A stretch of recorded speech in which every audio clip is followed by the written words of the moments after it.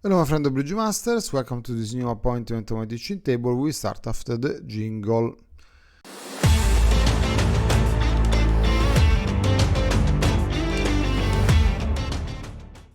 Okay, this end everybody is vulnerable. The dealer is Nord. Nord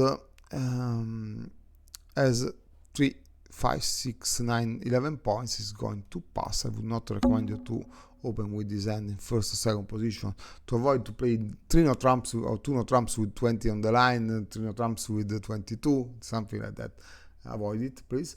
But to balance the hands, so just avoid to open with that.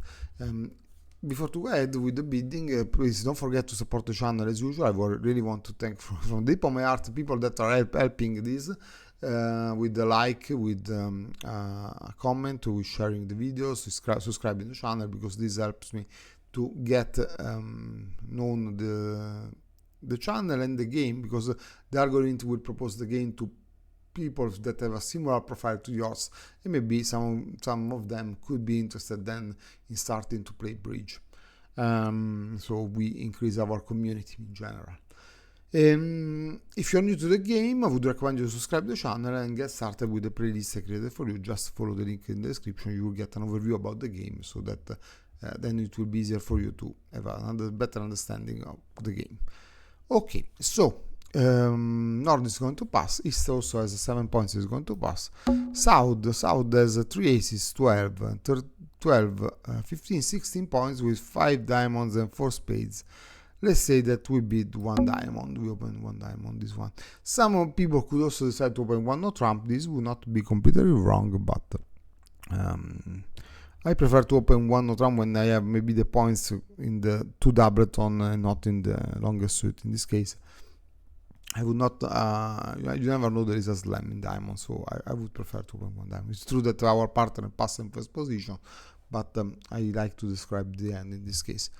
6 points for West is going to pass, and Nord now has these 11 points with a balanced hand. We don't have majors, so the best bid we can do is 2 no trump. Invitation. This is what we have, an invitation with 11 points.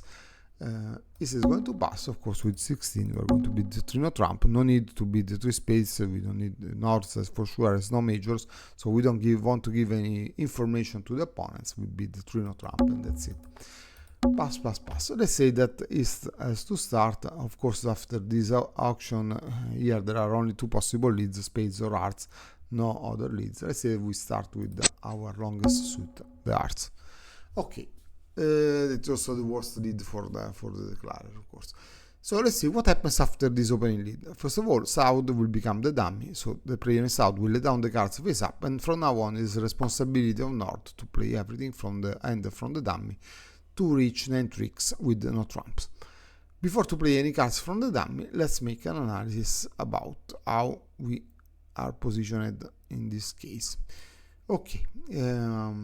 How many tricks we have? We have 2 tricks in spades, 1 in heart, 2 by force, because now even if we say load, the king will force, and then we establish automatically a second trick. If there was a lead under the king, we are going to win this in the end. So 2 tricks here, 4, 3 clubs 7, and that's it.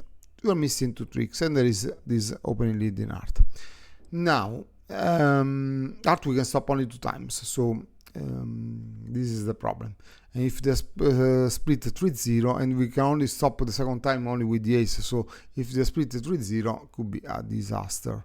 Okay, so if we have 5-3, it could be a disaster. We have to avoid that the person with 5 hearts comes into winning. Now, how do we do? The 2 missing tricks we can do in this way, or we can get from the clubs if they are split 3-3, or we can get from the diamonds if the finest to the queen works. So we have to combine the 2 chances, no? What we are going to do is to try to win in our end. This is this trick. If we don't, we will anyway try to wait the way to come back in our end, and then play the 10 of diamond. If it works, we are going to make over tricks in diamonds. If it does not work, we can still try then the clubs 3-3. So this is, we combine these 2 chances. We stay low on the opening lead. Let's say that the opponent is going to win with the king and come back with another heart. Here we are forced to win in our end. We come back here with the king of spade, and we play the 10 of diamonds. Here there is not much we can do because we have ace queen single. The best thing maybe would be to win with the ace and play another heart just to scare our opponent. Now our opponent has won with the 8 the heart. Now has to make a tough decision if to play against the diamonds or not. In this case we can change our plan, no? Because what's the risk if the queen of diamonds is in west and has also the remaining hearts? He could send defeat our contract.